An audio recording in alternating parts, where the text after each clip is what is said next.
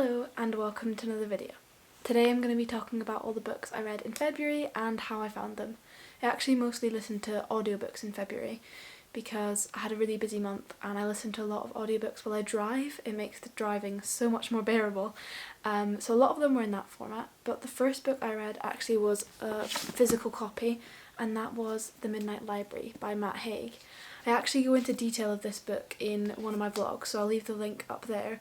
I'm not going to go into too much detail here. But this story is about a girl called Eleanor, and it starts from when she's a young child and she's at school, and she has a librarian at her school where she sits and plays chess with at lunch.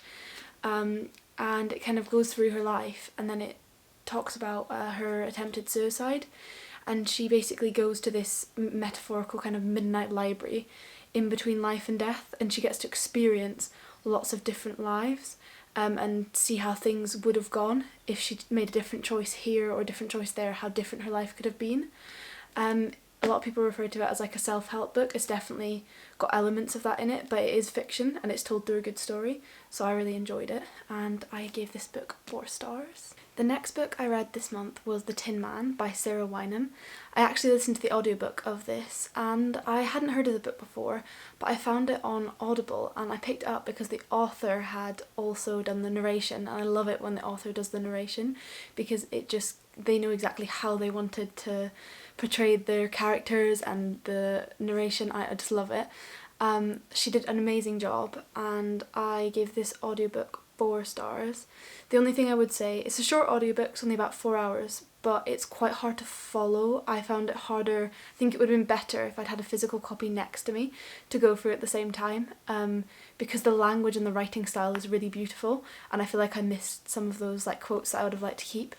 But it is a really good story. It's set in Oxford and it goes between the perspectives of Ellis and Michael, who are 2 boys and then men. It follows lots of different like external characters as well, so he's kind of got a really kind of mean, almost abusive father.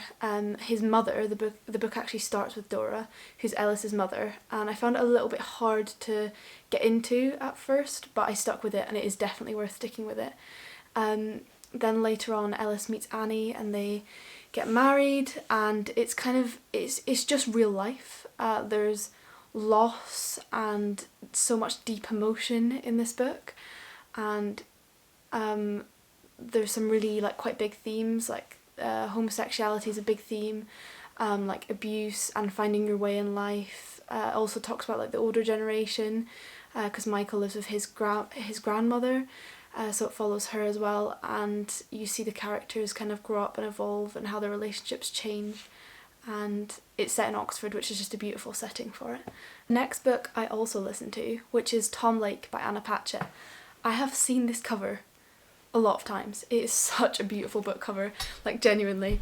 I did pick it up because of its cover, I'm not gonna lie. I didn't know what it was about too much, but I saw it on Audible again and I was like, I've been waiting to read that book for so long, I've seen it so many times, I need to just go and buy it. So I did, and it is amazing.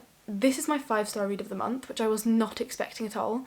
And you know, sometimes you just give a book 5 stars. I don't even know why. There wasn't one particular bit I loved, but I laughed out loud listening to this in the car so many times, and I had so many like quite like deep moments with this book. I just feel like I really, really enjoyed it, and it's not particularly about anything I thought I would particularly connect to. So the story is about Lara and her life. It is narrated by Meryl Streep. That helps, 100% that helps. It is such a good audiobook. I highly recommend listening to this book. I don't feel like I lost anything listening to it. I think I gained a lot. So I would definitely recommend that. But this book follows Lara, and she's now grown up. She's in her 50s and she has 3 grown-up children. And it starts off in COVID, so it's kind of set in COVID times, and they live in a cherry farm, and so they're doing all the picking and everything, but they're socially isolated due to lockdown restrictions and things. So it's just kind of the mum, dad and 3 daughters, and then there's also one of the daughters' boyfriends, and that's kind of the only people who are involved. And so they start spending the days in the cherry fields. The mother starts retelling her story of her childhood, and it starts off with a play which is set in her childhood town where she grew up, and she just happened to be helping with auditions for this play, and she was watching everything audition, and basically she ends up being the star role in the play and gets into acting through that, and it shows the progression through her career and how that evolved. There's a big romance through the novel, and it discusses the husband, who obviously now they're still together because you find out from the start how they met, and the girls like had no idea.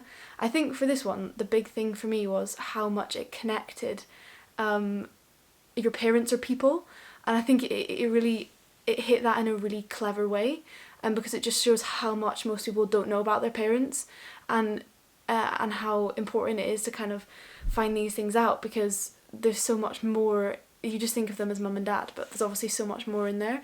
I think it really like gave a voice to parents, and parents as their own people, not just people who brought up their children, which I really enjoyed, and I just found it really funny.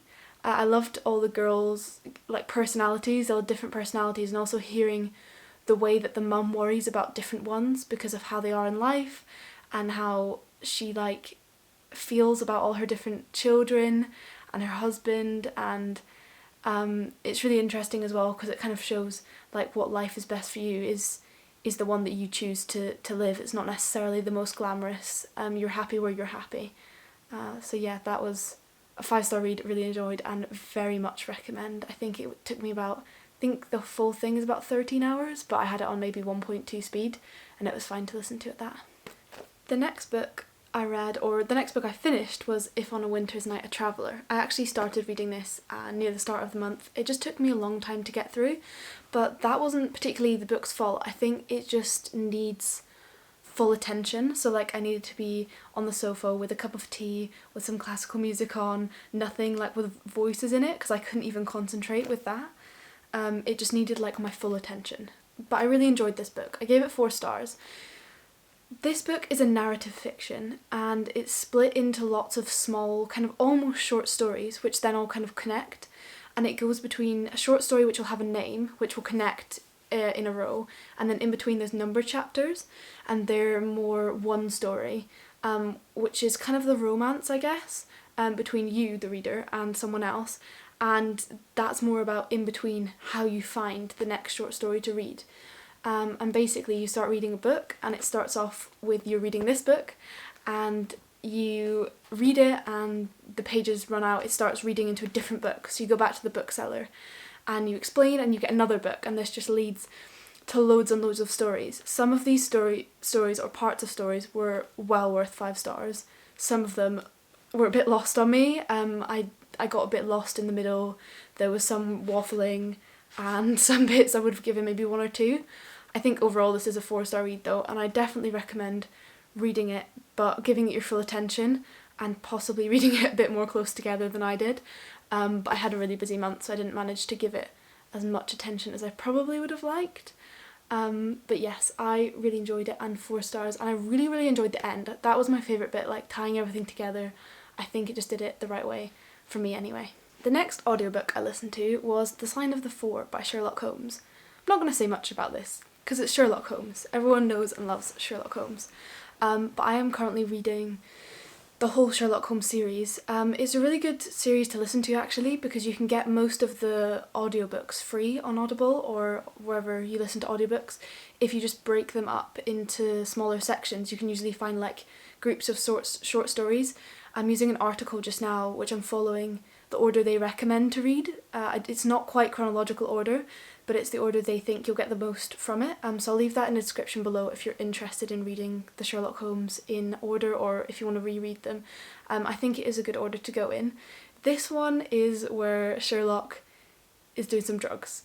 He's on the cocaine just now, and he's bored, and then he gets this crime to solve. It did feel a little bit like it was one of his short stories. I think I read The Adventures of Sherlock Holmes before this, and it did feel like one of those, but just strung out. It's over about 4 hours rather than maybe half an hour, which did mean it dragged on a bit. It was a bit more political, had a lot of war elements in it, a lot of connection to India, But I really like the story. I always like Sherlock Holmes stories, to be honest.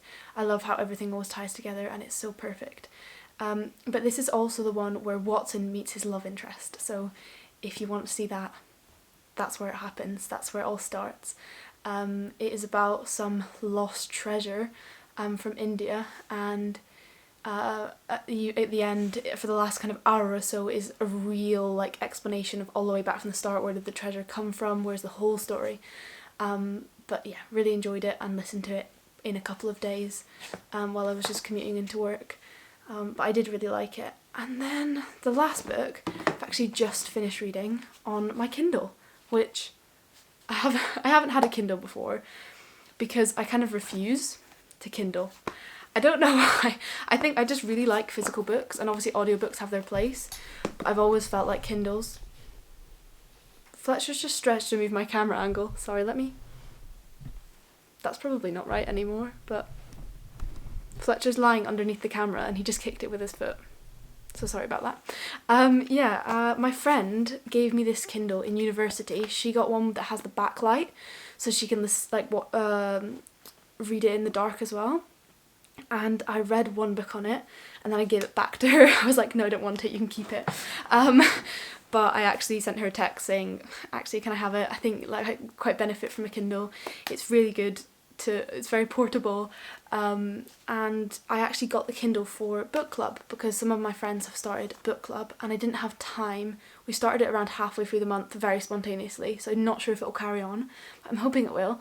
And it started and I hadn't got the book yet, and I didn't have time to order it from World of Books, so I asked for this so I could just download it quickly, because I didn't want to listen to the audiobook because I had a lot of audiobooks already this month, as you now know. So this is The Stranger by Albert Camus, or Camus. It is a French book which is translated, I think, so there's a few titles for it. It probably better translate to the outsider. He's kind of a man on the edge of society, is more what this book is about. It is, again, a very short book. I haven't read much in February. I've just read a lot of shorter books, which I enjoy doing when I'm a bit busier. But this book is about a man who is a bit different. It starts off in a really interesting way. The first chapter, the first thing that happens is his mum dies, and he goes to his mum's funeral, and the first whole kind of bit is just following kind of his emotions, or lack of emotions, throughout his mum's funeral, burial, and then him kind of going back into his work. Very withdrawn gentleman. It's very strange to read from a perspective of someone who's not really got any emotions, because it's really hard. I found it the first hour or so really hard to connect with him or the character, and then I realised I wasn't going to connect with him. That was the point.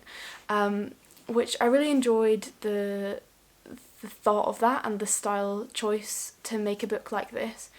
It then follows trip. He meets a girl and it follows their trips, and then it follows a court case, which I won't go into the details, but it's like the whole court proceeding and someone's perspective of being tried and on trial, and then found either innocent or guilty, and what that led to and how that affected his life.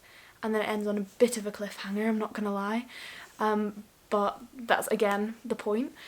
So I haven't decided. I've finished reading this book about 20 minutes ago, if that, so I wanted to quickly finish it. It's the last day in February today, so I wanted to quickly finish it so that I could get this video up for you guys. But I think I'm going to give it 3 stars. It's about a 3.5, so I don't know if I'm going to give it 3 or 4 on Goodreads, because you can't give half stars, but I think it's probably a 3.5, and I do recommend this book. It's one of the classics. I do think I can speak a bit of French. I wish I could read French, because I do feel like some stuff might have been lost in translation.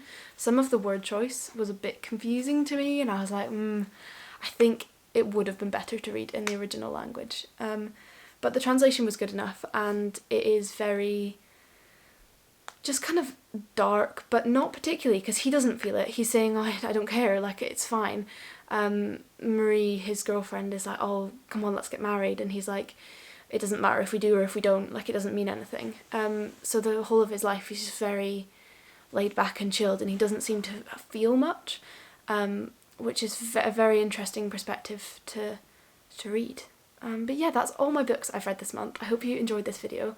Please subscribe for more. I haven't decided what I'm going to read next month, so if anyone's got any recommendations, please put them in the comments below, and please subscribe if you enjoyed this video.